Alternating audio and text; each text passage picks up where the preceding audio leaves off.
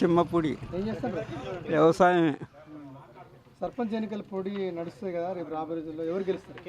ఎవరు మంచి వ్యక్తి మంచోడు అయితే వాడే గెలుతాడు. అంటే బీజేపీ బీఆర్ఎస్ ఏమంటుంది, కాంగ్రెస్ ప్రభుత్వం ఏం అభివృద్ధి చేయాలి అంటారు.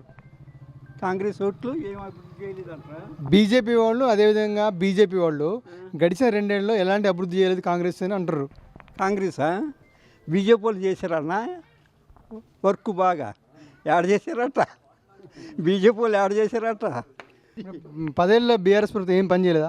ఏం చేయలేదు. మరి ఏం చేయండి, ఎట్లా ఉన్నది 10 ఏళ్ళు? ఇప్పుడు గెలిచిండ్రు ఉండు అంతే. చేయకపోయినా గెలిచాక ఉండక ఏం చేస్తుంది? నడుతుంది అట్లా అంతే.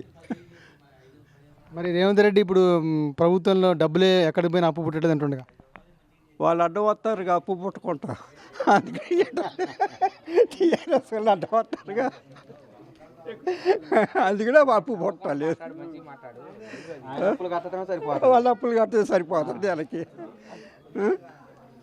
ఇప్పుడు 6 గ్యారెంటీలు చెప్పింది. 6 గ్యారెంటీలు ఒక్క బస్సు ఒకటే వేసారు, మిగతా ఏం చేయలేదు అంటారు. సన్నబియ్యం ఇస్తా అంటే రైతు బంధు ఇస్తూనే ఉండే, పింఛన్లు ఇస్తూనే ఉండే, ఇంకేం కావాలి? చీరలు కూడా ఇచ్చే. అంటే ఇప్పుడు ఎలక్షన్ ఉంది కాబట్టి చీరలు ఇస్తుంటారు. ఎప్పుడో ఇస్తూనే ఉంటారు. వచ్చాక కొత్త ప్రభుత్వంగా మరి అన్నీ చదువుకోవాలిగా, తట్టబుట్ట చదువుకోవాలిగా.